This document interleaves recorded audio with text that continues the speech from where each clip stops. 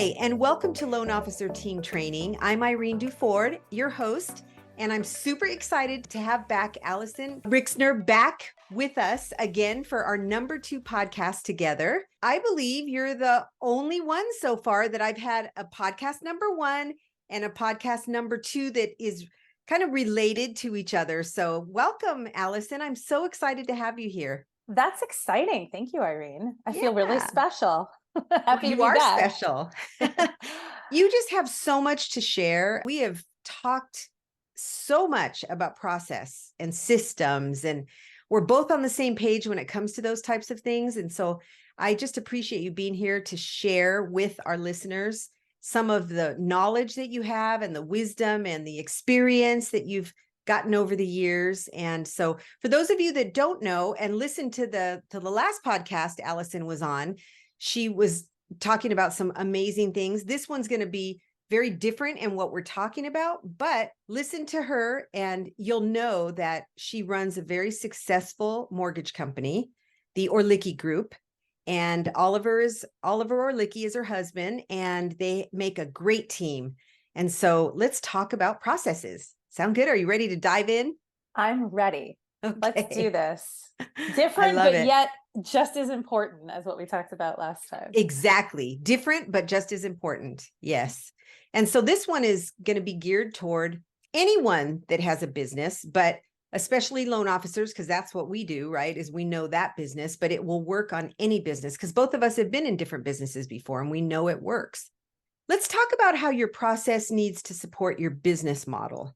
So how do you look at that, Alyson? Share your wisdom with us here. I love that we're talking about this too, because I don't believe, and I would love to hear your thoughts, that there's a one size fits all process for every business or even every mortgage company. There's a lot of companies out there that have different business models, right? Mm-hmm. They have maybe a lot of LOs, or maybe they're in 20 states versus 1 or 2 states. Yes. Maybe they have a different kind of philosophy about how they manage pre-approvals, right? Do you quote rates over the phone? There's just all these things that go into who you are and how you want to run your business. Yes. And that should be in direct synchronicity with the process that you have and how you set your company up operationally. Mm-hmm. And I'm a really big believer in that. So I'll give you the example of how we do it. So when I joined Oliver in the business in 2020, and he had been a broker, I think since 2000 or 2001. So he'd been doing it a really long time. And we decided to work together. And I remember thinking the first conversation we had when we were getting really serious about it was, what do we want this company to be? How do we want to make our mark? What do we believe in?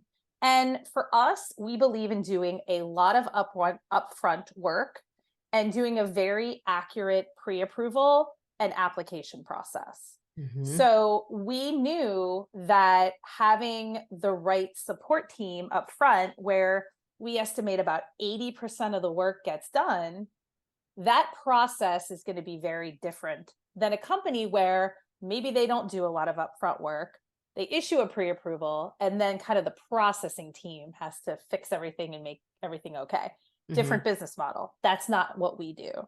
So I think it's really important to not really even start with your process, but to start with, what do we want to do as a company? We decided we're never issuing a pre-approval to an agent or a client unless we know we can close on that transaction. It's super important to us. So then what do we do? What do we do with our loan partners? What do we do with our qualification questions up front? How does all of that work? So I think that's generally speaking, kind of what I think when I think about that. Yeah. So you ask yourself, what do we want?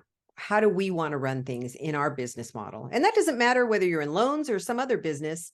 You have to know what matters to you and what's important, especially when you're serving clients. How does my voice get heard? How does our voice get heard out in the workforce, in the business world? What do we want to be known for? And how can we make that happen? And I think that's it. That's what you just said was perfect. Mm-hmm. That was absolutely perfect. What do we want to be known for? And then how do we go execute that? How do Yes. we implement that? How do we iterate that to get to a place where we feel like we are standing behind what we're trying to do in the market?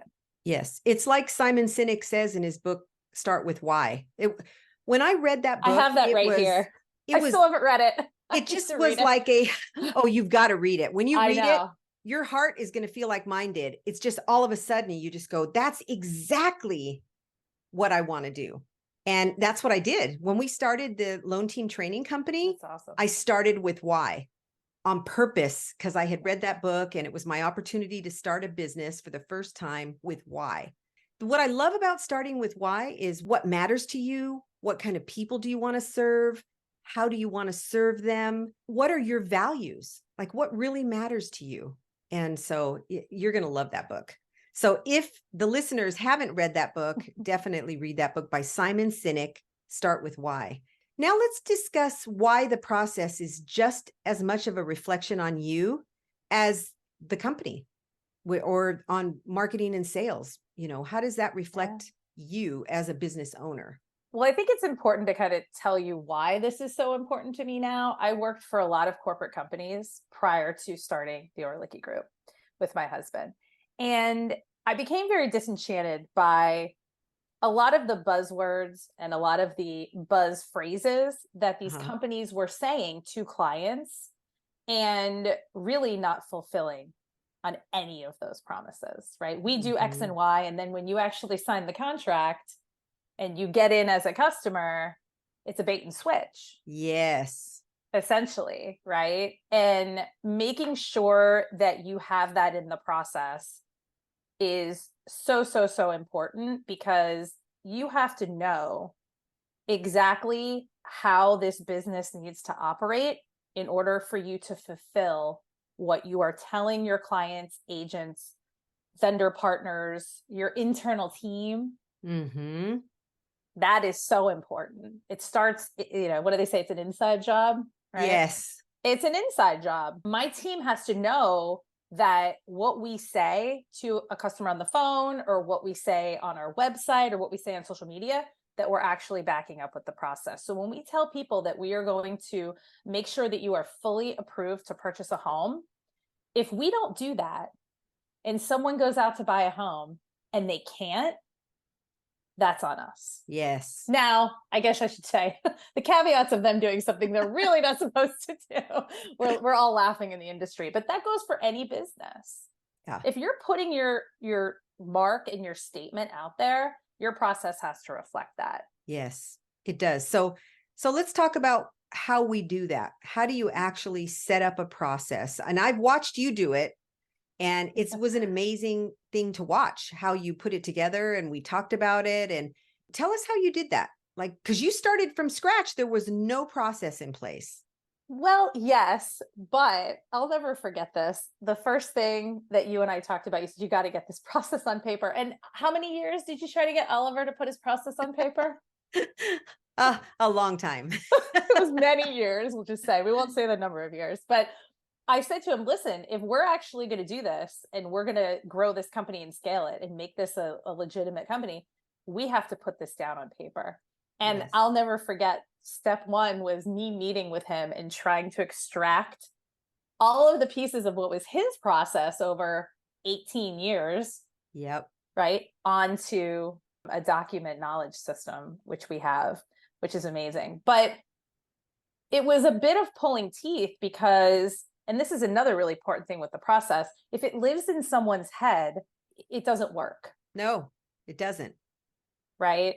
So I didn't have to create anything from scratch, but I took over a period of time, I took all of those pieces, kind of pulled them in, and then really evaluated them. So for someone that doesn't have that start that I did, ask around. There's groups, there's a lot of different people that are willing to share their process with you. Get a coach that can help you with your process. That's a fantastic idea. Invest in yourself, invest in your business. But then once you do have it documented, really testing and iterating is very important. The process that we started with when we first put everything into the system is not the process that we have today. It's changed. I think of it as a very organic thing. It's kind of another team member, really, in my Yes. mind. And making sure that you take your time with it, but set deadlines for yourself, right? Because if you don't say, okay, we're going to get this on paper by X date, it's probably never going to happen. Mm-hmm. Push yourself, right? Yes.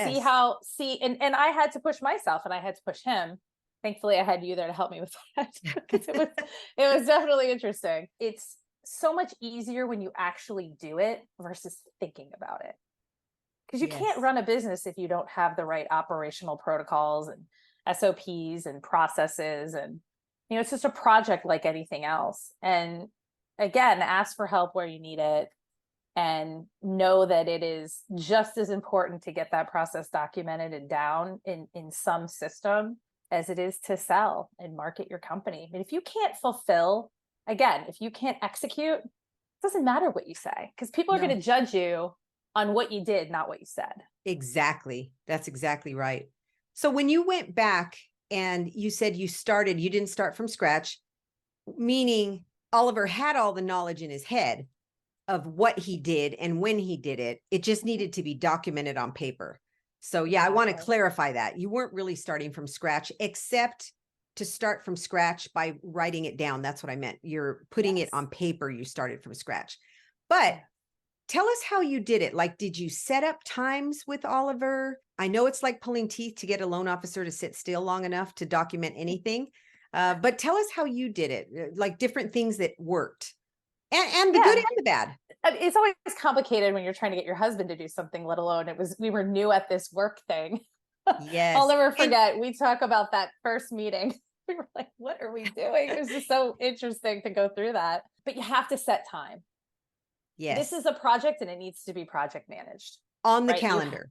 On the calendar, you have to, and that's even for yourself if you're creating your own process. Because if you're just going throughout your day, it's always going to end up shifting to the end of the priority because someone's always going to call. Block yourself out, give yourself that quiet space to either get something down or have that conversation with somebody to figure out what you do. Taking everything, and I actually started voice recording it. That's what I was going to suggest. I couldn't write as fast as he was thinking and talking. Because again, when someone has so much in their head, it was just like, okay, how do I do this? So I started recording it and I would go back and then I would kind of, figure out. Luckily for me, we had an established pipeline. We had an established CRM. So the framework of how the loans move through the pipeline was already there. Now we changed them. It didn't stay the same, but we had a structure. So if you think about it, I kind of had a skeleton and I was just filling in all of the different parts of it. So, managing time. Then once I got kind of the high level down, then I was able to get the nitty gritty. So if you think of it, right, it's kind of like an inverse triangle. You do a brain dump and then you try to get as much as you can. And then, like I said, you fill in all the pieces. I also talk to the team. So when I thought I had a pretty good idea of how something was, I'd go to another team member and say, is this what you do?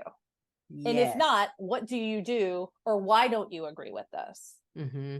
Why would you do this differently? And really letting them do what they do best and say, I don't do that. Why would you do that? And there was some things that actually maybe they hadn't thought about and some things that maybe Oliver hadn't thought about. So it was really an interesting exercise of trying. That's what I mean about the iteration. Yeah. Including the whole team on it. Yeah. Yeah. Because nobody is going to remember everything in their head. Can you imagine? Most people forget so many things when they're trying to write something down like that, like a checklist. You can't possibly remember all of it. So my operations director and friend, Sarah, who who you've met, she has an interesting and infamous quote. If it's on your mind isn't clear. I love that. Say that again. Isn't that great? So if it's either on your mind or in your head. I think if it's on your mind isn't clear. Yes. So if you're having to go through a filing system, I mean, it's just science, right? It's just biology, probably physics too, in a way, but we can only manage so many things. And if you are constantly thinking about, and that was what was happening with Oliver, right? He was the guy, the process person who had it all in his head. So there was constant questions coming to him. Yes. Right. And then once we got everything into, we use Guru, which is a knowledge management system, which is something that Sarah recommended. And I want to shout out Sarah. She helped project manage and did a lot of this work. She is amazing. She is amazing. I'm very grateful for her. I couldn't have done it without her. And we couldn't have done it without Oliver. You know, it was a team No, effort. everyone took their Everyone part, did right? their part. Yes. Absolutely. And, you know, really making sure that we had, so what we created in Guru was a training manual, because it's a step-by-step, you know, what buttons to click in the CRM and, you know, all of the different pieces, screenshots and checklists. And, you know, really the goal was, if I had to step in for our loan partner or whoever, right, could I do that? Yes. And you and I talked about that a lot. Yes. Right. You have to be able to make sure that you have, it's almost like an insurance policy in ways, training manual, insurance policy, you know, checklist. And I don't want my team to be living in the process. I want them to be servicing our clients. That's a big one.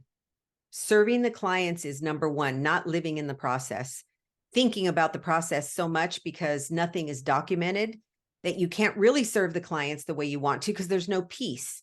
You're not present for the conversation. Right. Peace, not P-I-E-C-E, peace, P-E-A-C-E.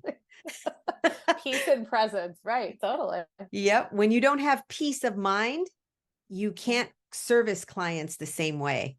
No. And I've always been a big proponent of making sure that things are documented so that whoever is out that day, it doesn't matter, because someone else can pick up and take off right from where they left off, because it's documented in a CRM somewhere where it's in one place and everyone has access to it. Because otherwise, one person's gone and the whole place shuts down until they get back. And emergencies happen. Things happen in people's lives. I just don't know how you could sleep at night not having something like that in place. And, you know, I appreciate all your guidance and mentorship around that. And, you know, we had a CRM. We didn't use it the way we should have. We do now. And anytime somebody's out, I can't tell you how happy, not only are the clients getting served as they should, but our internal team, they can come back to work and they're not coming back to a nightmare. Or they don't have to take their computer with them, because, you know, they work for the company, right? They should have their vacation. Yes. That's how it works. That's the respect that you should have for people. And it really matters. It's essential when you have a smaller team. Yes. It's essential. Yeah, it really is. So it's important that we have the right belief in our system, that everyone on the team is on the same page, but it has to start with you, right? You have to start it and create it, and then bring the team in afterwards and have them give you your feedback. Yes. And, you know, I just want the loan officers out there and anyone that's running a business to know that you do not have to have a process guru on the team to make this happen. It can be so simple. You can get the detail later. First, you put just the basic simple stuff down in a checklist. And it's just a simple checklist. Okay, first we do this, and then this, and then this, and then this. And you can add the detail later to it. So as long as people know what needs to be done and when it needs to be done in the process, I just believe that that's really, really important. And it didn't happen overnight for you, right, Alyson, as you were creating it? How long did it take you? It never ends. Yep. I don't mean to be the bearer of like, it's never over, nor should it be. Right. But to get the core meat was probably over a year. Over a year, right? Because so don't expect too much from yourself and beat yourself up if you don't get it done. You know, people think that they have to get it done in a month or, you know, 2 months. And sometimes you can get it done that quickly, but sometimes you can't. And it just takes, you had a team, a big team. You had a pretty good sized team to document everything. And you had help with Sarah. Sarah really helped you a lot. It might have taken you longer otherwise. Yes, but it absolutely would have. The important thing is that you were on the path of creating it, and it was piece by piece, one day at a time. Yes. And so people can get overwhelmed thinking, oh man, that's just going to take me forever. But if you just work a little bit every day, or schedule out time like you did, and just take a piece, like Oliver was only going to give you so much time because he had loans to work on, right? And to close, and to marketing to do, and, you know, phone calls to make, and all kinds of stuff. So he could give you, so when you set those times with him, were they half hour? Were they an hour? How long typically? We started with longer time blocks and that didn't work out very well. So we went shorter. Half an hour is too short. An hour is probably ideal. Okay. I also think you have to think about you being anyone that's listening to this. What is your attention span? Yes. What does that look like for you? Because you want those to be really focused times. And I think the other thing that's important, and I failed to mention, is that we're a broker. Mm-hmm. And this is different, right? We don't plug into a process. We don't work for a lender. That's a very different thing, right? So for all the brokers that are listening to this, I know you all are resonating with this. I've talked to a lot of folks about this. It's something that everybody is challenged with. It is. It's a challenging piece of what we do. Now, I'm sure it impacts everyone in the business, and every business, like you said, will be impacted by it. But I just wanted to mention that as well, so people could get like a context of Yes, I think that's great. how it worked. And then building your process is the company's process, not your own process. So let's talk about that. So very early on, day one, when I came to the Orlicki Group to start it, everybody kept saying, this is Oliver's process. This is Oliver's process. This is Oliver's process. That's true. It wasn't not Oliver's process. But what that allowed for some of the team members that were with us at the time was a non-ownership view of the process. Well, that's his. And that's not mine. So maybe I don't have to follow it exactly. Or maybe I don't agree with him specifically. Right. And I think that happens, especially with LOs that have been in the business for some time. Right. It becomes their process. So over the course of time, I really helped change the perspective of my team to say, this has nothing to do with Oliver. This has to do with our company, why we do what we do, and the people that we serve. That's why this matters. And because everyone is part of the company, then it becomes, oh, this is mine too. Yes. I have ownership. I have agency with this. I have a stake in this.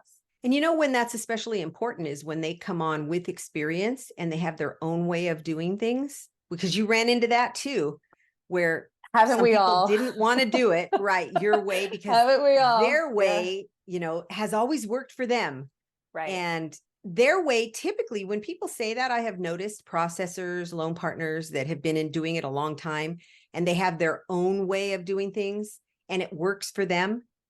It works for them as long as they're there, as long as they're not out sick, as long as they haven't taken a day off, as long as they're not out to lunch, as long as, they haven't taken a half day to go to their daughter's school or their son's school, for whatever it is, as long as they're not on vacation.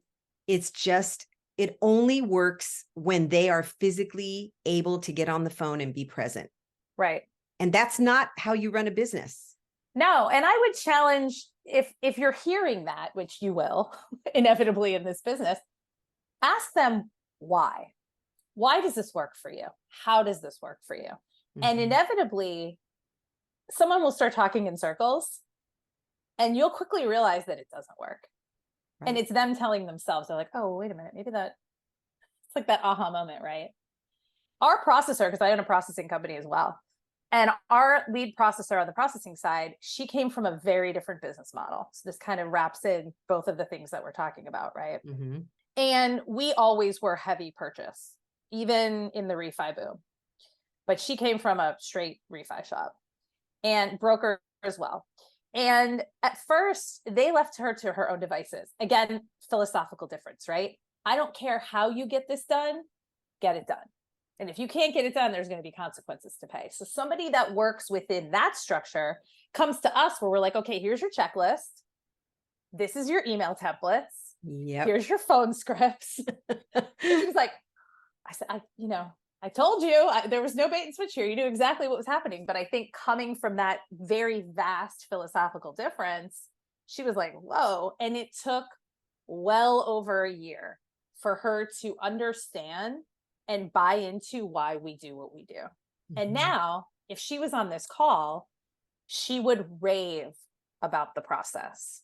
She never took a note. Now her notes would make you cry. That's so awesome. She went on a maternity leave. She had a baby Mm. at the end of last year. And I remember her saying, I'm so nervous to leave. Because a good processor feels like they want to control everything. You know, they Yes, want to know where everything's absolutely. at. They want to make sure everything's like on track and scheduled. And she said, I'm so nervous, but I know that the process is going to support what we need to do. And That's it. that was the best thing anybody could have ever said, because again, it's not about one person. Yes. It's about the collective team. Yes. Right. Yep. The process, I love what you just said. The process will support. Yeah. The process will support. And that's what it does. We call it sweat the same way every time. That's what we call it in our WOW training and everything that we do, sweat. And when I say sweat to anyone, they know exactly what I'm talking about. Right. Same way every time. That's a process. Yeah. And it's repeatable. Yes. Yep. When you're selling yourself to a client or to an agent or to, you know, whoever, you need to make sure to tell them, it's so important. Everyone you send to us is going to get the same experience.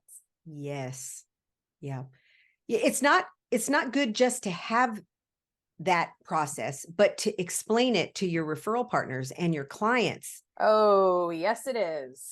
It's a selling feature. It's a selling feature. And interestingly enough, I will give you a story about what happened today. Let's hear it. How these things happen, right? So perfectly aligned.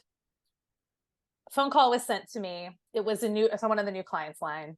This woman, she said she had spoken with somebody before. She was confused because she had called so many mortgage companies asking for a quote today. Mm-hmm. I didn't ask her how many. I was too afraid. So I said to her, I said, okay, you want a phone quote? I said, why do you want a phone quote? Oh, well, I just want to know my rate. Just want my rate. And I said, okay, I understand, and I said, we don't quote rates over the phone. Why? And I explained to her why. I said, how can I quote you an accurate number when I don't know anything about you? Mm-hmm. And Oliver has a good analogy. Actually, he just told me today that I'll share with everyone. And everyone's probably dealing with this because a lot of people will quote rates over the phone. Again, philosophical difference, right? Yes. We don't agree with it. Doesn't mean that somebody can't do it. Would you take a medication without talking to your doctor? Never. So why would you quote a rate over the phone based on nothing? Mm-hmm. Oh, I can tell you what my credit is. I said, okay, from Credit Karma? Not the same. Right. It's just not. It's the way the business is. Do you know what debt to income ratio is? Nope. Okay, we do. That's why we have a job, Yeah. right? We know how to evaluate you as far as the risk is concerned. And the rate is just, the rate is just one part of it, all of the things. Mm-hmm. And she wasn't hearing me. And that's okay.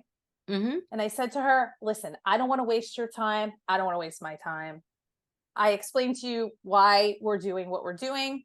Our reputation in giving you an accurate rate quote, because she already had a property.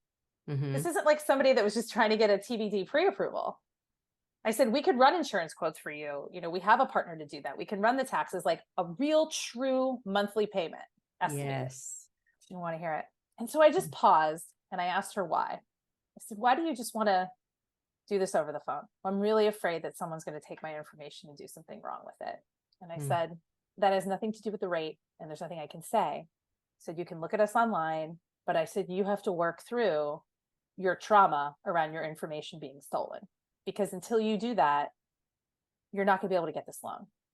And she'll get taken as well by somebody who will quote her a really low rate and then bait and switch.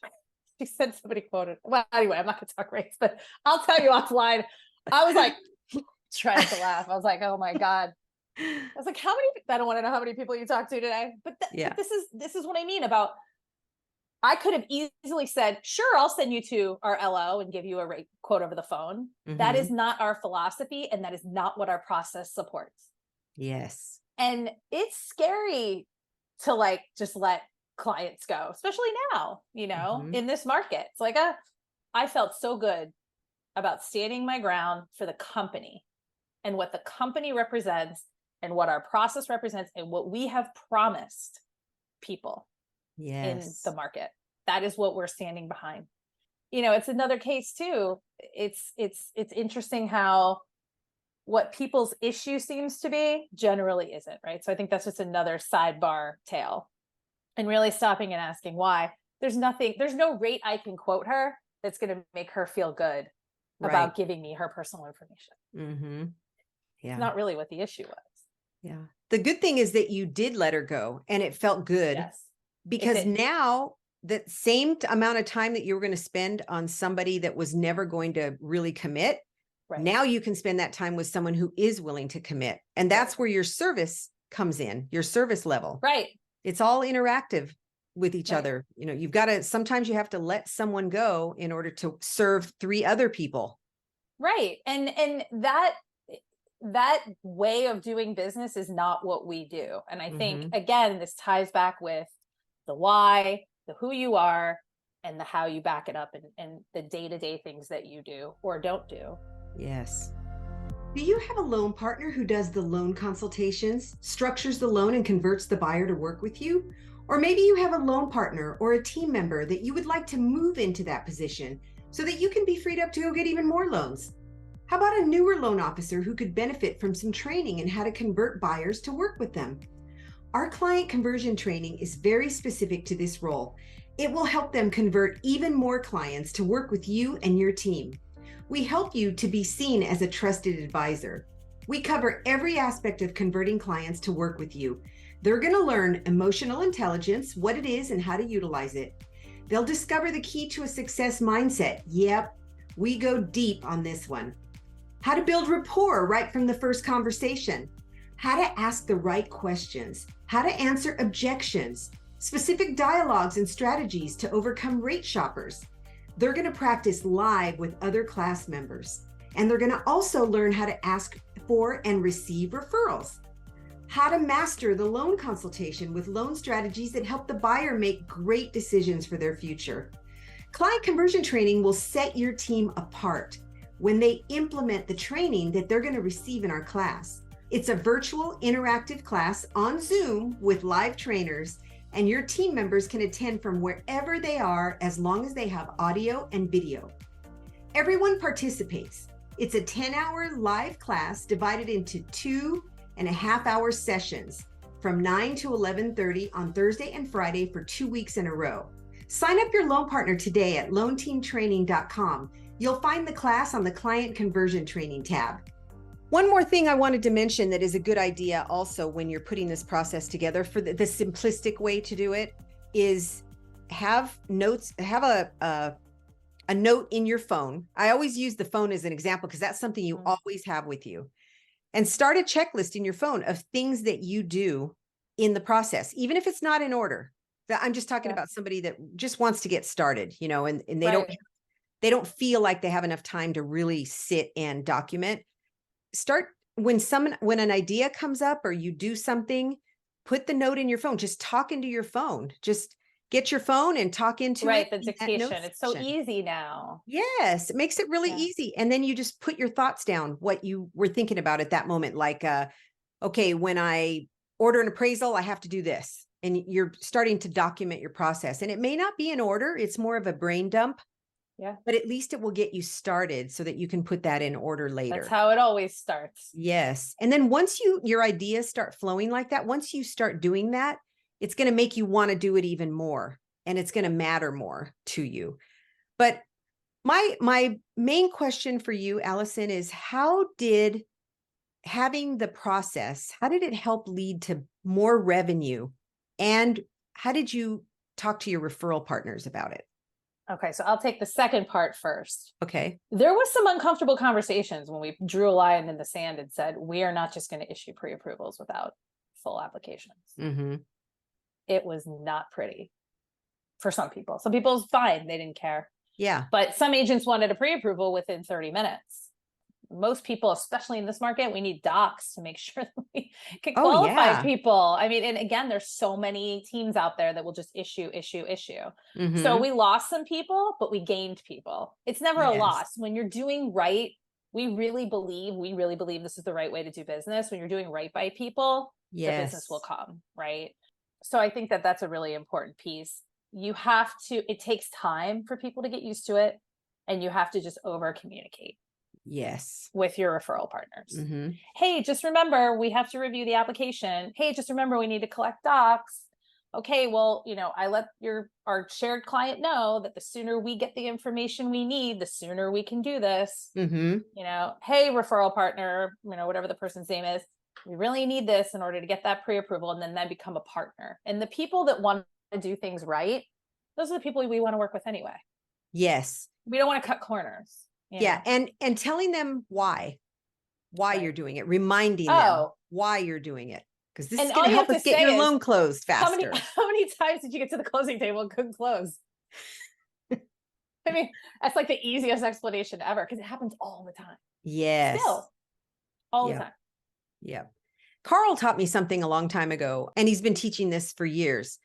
And I learned it when he taught me about how to do videos. What should you put in a video? This was many, many years ago, before we even started the Freedom Club. I was a mortgage marketing animal client, and I remember him teaching this. So it's a process of 3 things. This is for a video, so we're going to take it and relate it to other things as well. Here's what I have. Here's how it will benefit you. Here's what I want you to do next. Right. That's great. And I've taken those 3 things and applied them to everything in my life. Whether I'm talking to my husband about something I want, a goal that I want to reach, or something that I want to do, maybe something he may not agree with, but I tell him, here's what I have.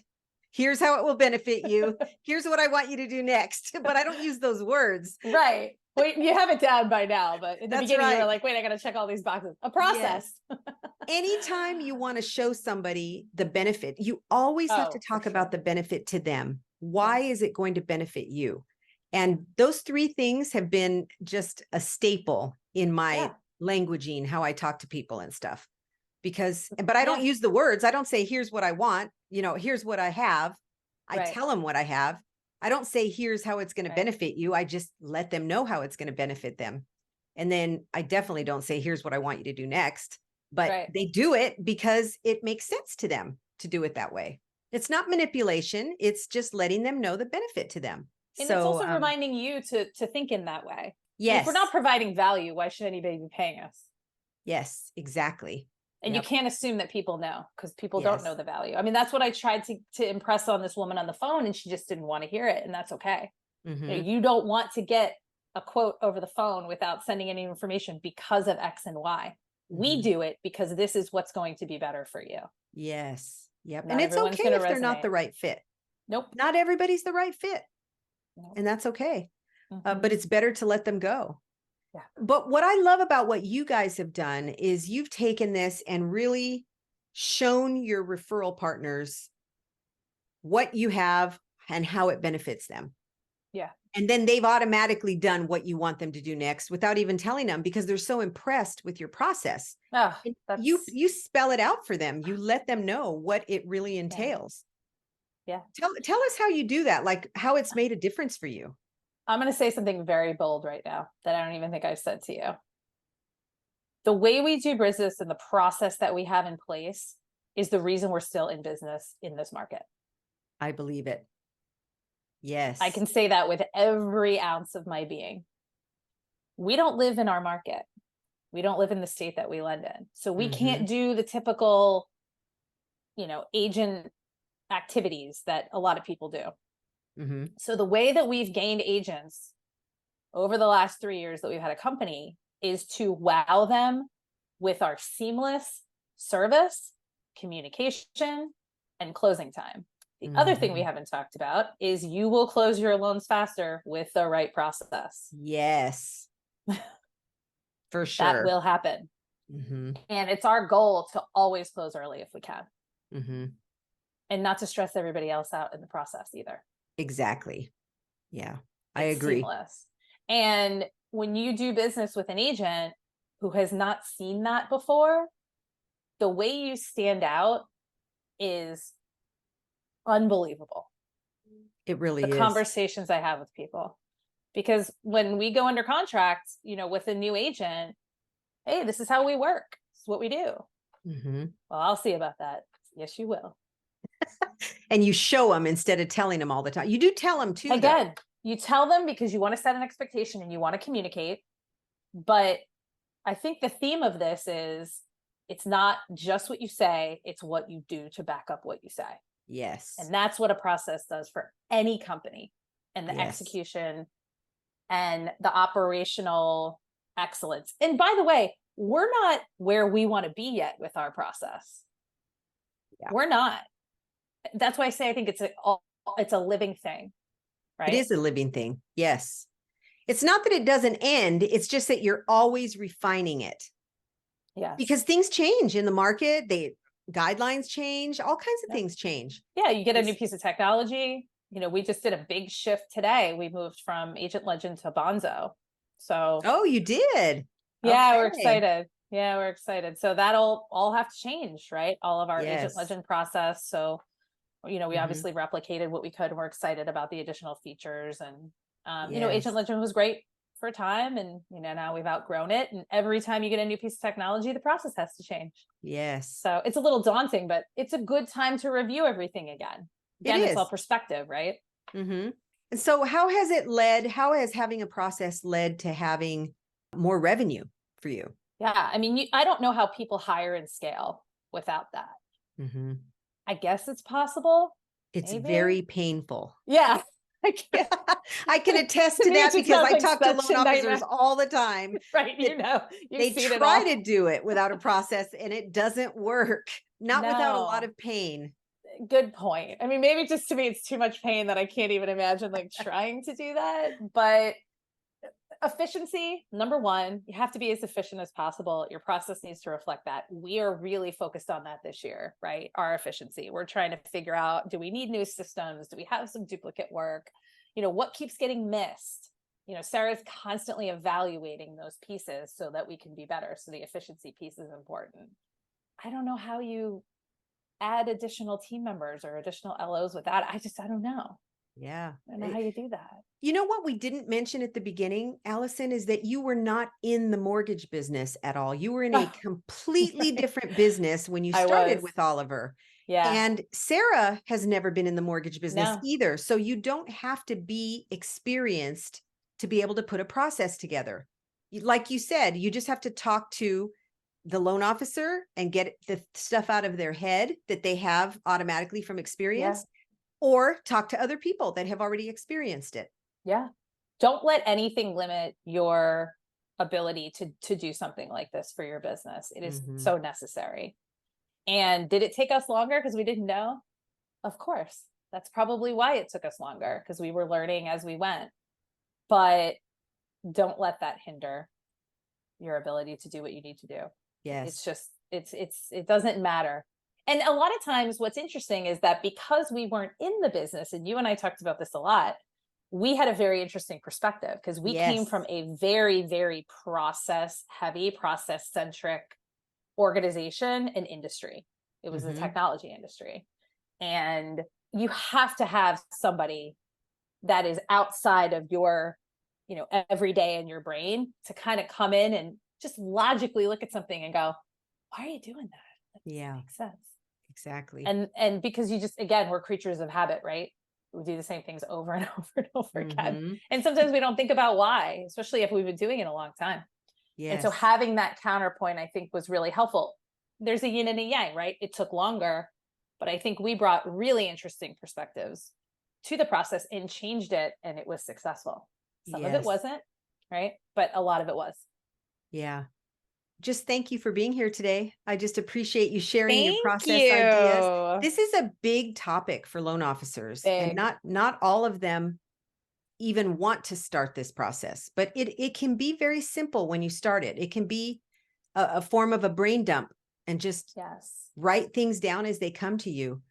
And, there's just all kinds of ways to make it happen. So absolutely. And one last tip that I want to leave for the loan officers here is that they do not have to have a team member that knows what they're doing to set up the process. And I know I made that clear a few minutes ago, saying that you came on without loan experience, so to speak, but you had process experience. There are people on your team, and I'm talking to the loan officers now.